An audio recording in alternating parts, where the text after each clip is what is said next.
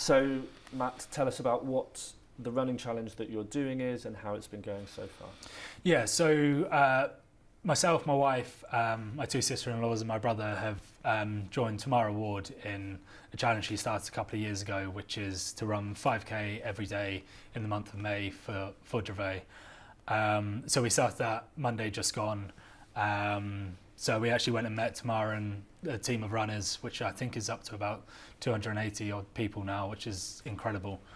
So we went and met about 50 of those runners on Monday in Hyde Park, and we did our first run together, and they're very kind in doing the run for Florence on that day. And then, yeah, since then, it's been pretty good. I've run a couple of them pretty hard, which has left the legs pretty sore. But no, it's been brilliant, and it's so nice because of the nature of the challenge. You know, you don't have to run it, you can walk it. I know there's people kayaking some days. It's one of those where really if anyone wants to get involved, you can do them whichever way you can. So it's been the start of a really nice challenge, yeah. And why is it so important to raise not only funds but also awareness of the condition? Absolutely massive. So the awareness side is probably the biggest side for us, because throughout our journey, because it is such a rare condition, really nobody knew anything to do, and even with epilepsy as a general, it's such an unknown field of an illness that is quite often misperceived, and even myself, before our journey with Florence, I knew really very little. So for me, it's just to shine a bit of a spotlight on the daily struggles and challenges that people with Dravet syndrome and epilepsy face, because it's one of those quite isolating illnesses, and one of those illnesses you won't see on day-to-day life, but because the risk for people who have epilepsy is too great to risk in, you know, day-to-day activities. So no, it's to shine a bit of a spotlight and really get support for the families going through it. And how did the charity help you when you were all living through the condition with Florence? So charity were brilliant. On diagnosis, the charity welcome you to the community as one, and that's for us on a day-to-day probably one of the biggest things is talking to and living and sharing experiences with other families who are going through similar things. It's really quite an isolating condition, and so when you get that diagnosis, and because there aren't that many people in the UK and worldwide struggling with it, you really make that firm connection with other families who are going through it. And I know, especially my wife, if it wasn't for the connection she made with people within that community, her ability to get through a day-to-day in everything we sort of had to endure would have been made that much harder. You know, one of the biggest things the charities do for newly diagnosed families is send hospital-grade equipment which can check heart rates, oxygen levels, especially for children who are having lots of seizures. It just gives the parent that ability to make sure that kid's safe whilst you're waiting for the medical attention. And also one of the hardest things are the seizures that come in the middle of the night, and it gives you that slight peace of mind, although you never really got used to it. If your child were to seize in the night, that you would be alerted and be able to deal with the situation that's put in front of you. And even since then, the support they give to families and us since the loss of our daughter has been absolutely massive. Can you tell us a little bit about that first diagnosis for Florence? Yeah, it was quite a big shock, to be honest. We had been on our journey. Our daughter had only her first seizure probably 4 months before we got the genetic profile to suggest that this may be the condition that Florence had, and then we had to really wait a further year to get that set in stone diagnosis. So I remember the day we found out about a genetic profile, and then the likelihood that it was Dravet syndrome was a huge shock. I mean, she'd had a couple of seizures previous, and you know they had been traumatic in itself. But for that moment to then see how your daughter's life could then progress and pan out was quite a lot to yeah, quite a lot to take on board, and that's something we had to try and live with. Although throughout her whole time she presented really well, those worries of what could and probably would happen over time really sort of overwhelmed us and took over our lives. So the diagnosis was pretty hard one to take. And how did it impact your day-to-day life from that point of, even just from the first seizures, but from the diagnosis, and how did it change what you were doing and able to do as a family? Pretty much everything. It's one of those that overnight everything changed really, especially as the next 2 years our daughter's seizures would, every time she would seize, it would be a medical emergency, so we'd have to rush to hospital, we'd have to get that urgent care. So that really took over everything that we were currently doing in our lives.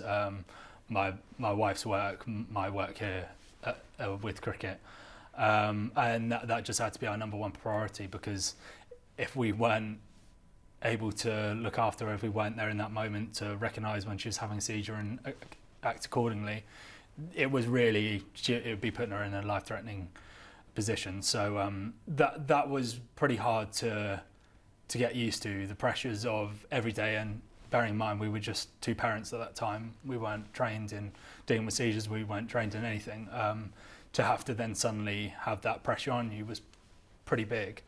But we tried to look at the best possible things we could, and we were very lucky in that Florence, at her stage of life, was still very mobile, could do many things when she wasn't unwell or at risk at seizures. So we just tried to live each day as it came and give her the best life we could.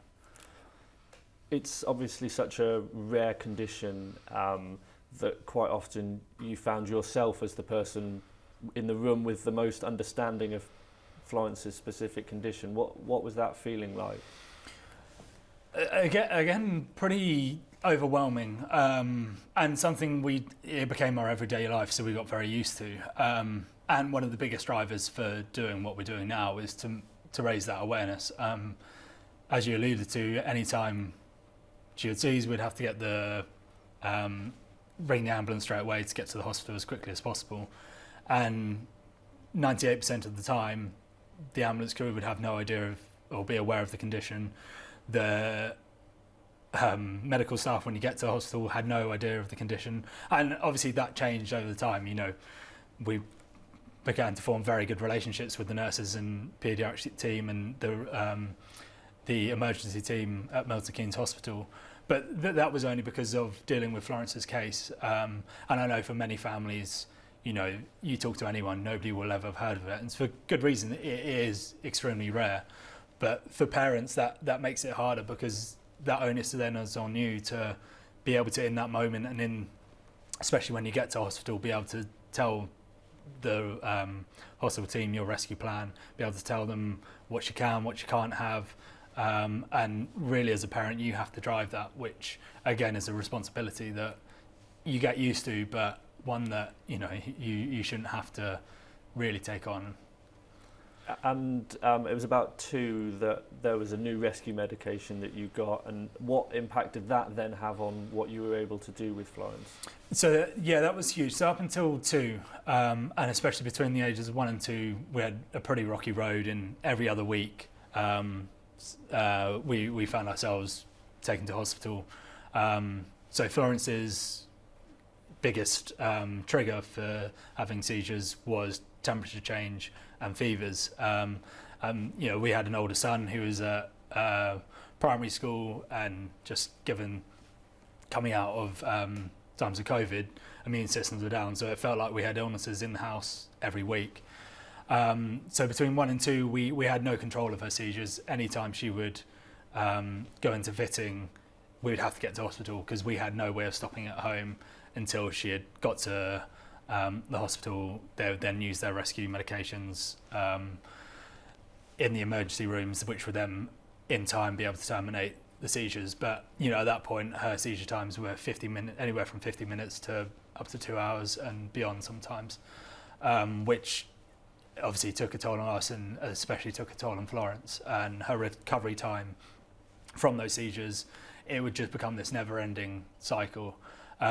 Whereas at 2, we finally got a rescue medication that we could use safely at home, and that transformed our life for 8 months, because it meant we could give it to her straight away as soon as she started seizing at home, and we were terminating her seizures within 1-2 minutes, which was huge just for her and her recovery time, because I think every time she were to seize for that amount of time, it's essentially like running a marathon, whereas that would be able to get her recovery time shorter, which meant in the interim between illnesses, between periods of her being run down, we were able to get out, go and do all the things that every child should be doing.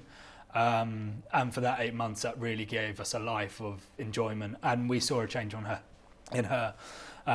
We were able to actually take her off quite a few of her pretty hard-hitting daily seizure medications, which again in herself, she had more energy, she was able to do just so much more. And that's one of the biggest drives for what we're doing now, is to just give parents a few more tools to be able to live, keep their children that much safer, and more than anything, have better quality of lives. When Florence was diagnosed, what did the doctors tell you about the potential course of the progression of the condition? That's probably one of the most overwhelming things about the condition. So if you were to go to Google and you were to, type in Dravet Syndrome, to look at it as a face value is pretty hard to actually see what encompasses the whole syndrome. So every child is completely different. So Florence, her exact genetic mutation was one of 12 in the world who had been documented, and every single one of those children, although they had the exact same mutation, presented completely differently. So in terms of parents getting newly diagnosed, you really have no idea where on the spectrum your child's going to fall, and there's so many commodities that come with the syndrome. If you get your seizures under control, it could then be autism, ADHD, behavioural issues that then become your biggest challenge.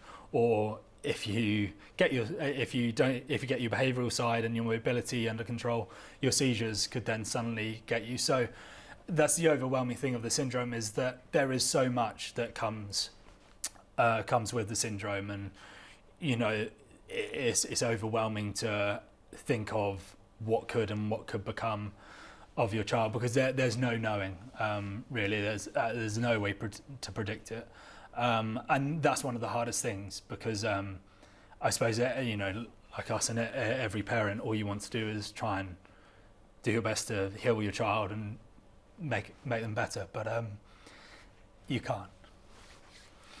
And Florence, although she had the syndrome, and obviously you had to be really aware of what you could and couldn't do with her, tell us about her character and her personality that shone through despite the challenges. Yeah, it was, her as a character was pretty incredible, if I'm honest.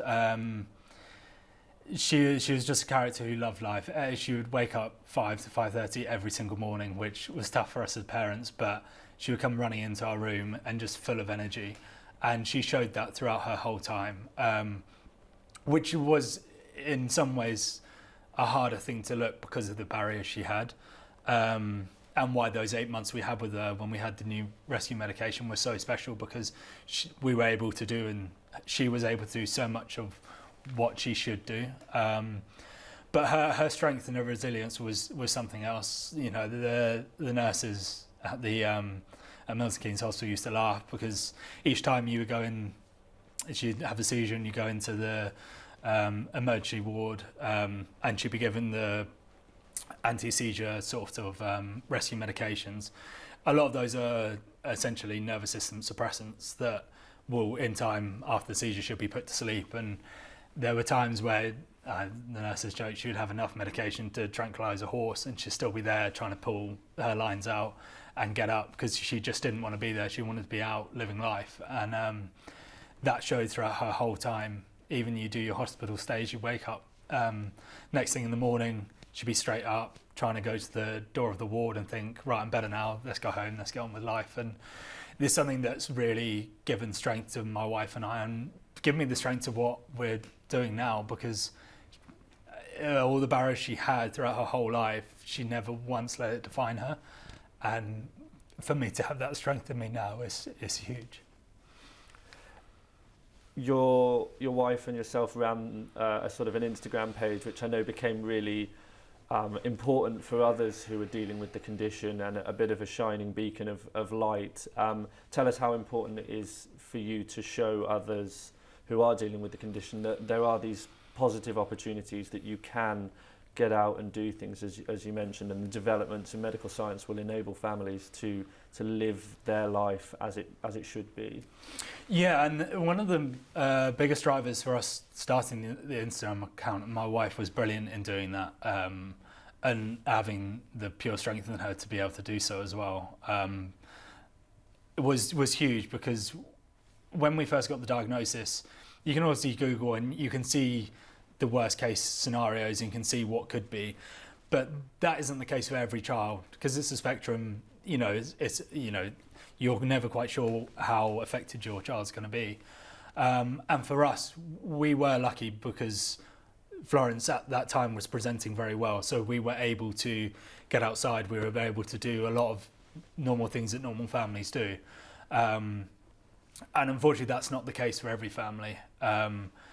But we were also trying to show parents to have the bravery, that in the right kind of safe space to try and live, and as we've experienced, to have to try and live, because you don't know how long you may have with a child. 1 in 5 kids with the syndrome my daughter have don't make it past 10 years old. So that stuck in our heads, and that was a big driver for any time we knew we could get out and live, we did so, because you just don't know how long you have. And the Instagram account, and that's one of the biggest things that hit us after Florence's passing, was the reception we got from the families worldwide and their perception of Florence. We had shared our journey, and she had been a beacon of hope for so many people because of her character and the way in which we tried to live life. And at the end of the day, that came down to getting the kind of medical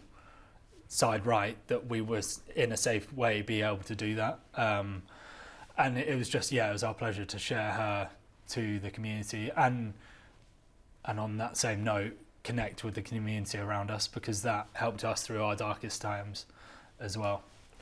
And there's been an overwhelming response from the cricketing community as well, and just tell us a little about how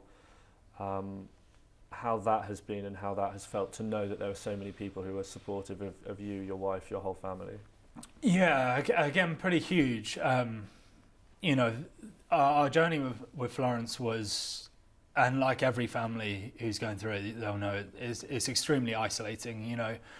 We weren't able to see parents, family, friends anytime anyone had a cold, anytime anyone had any kind of illness, or Florence wasn't quite 100%, we'd have to cancel plans, and in time that wore us down, and we started to become quite isolated with what we did. So to come out of that and suddenly kind of almost realise actually how much support we have around us has been really quite overwhelming. And it's one of those my wife and I hold so dear, in just the thoughts and prayers and the time people have taken to read our story, share our story, and join us on our journey has been pretty amazing.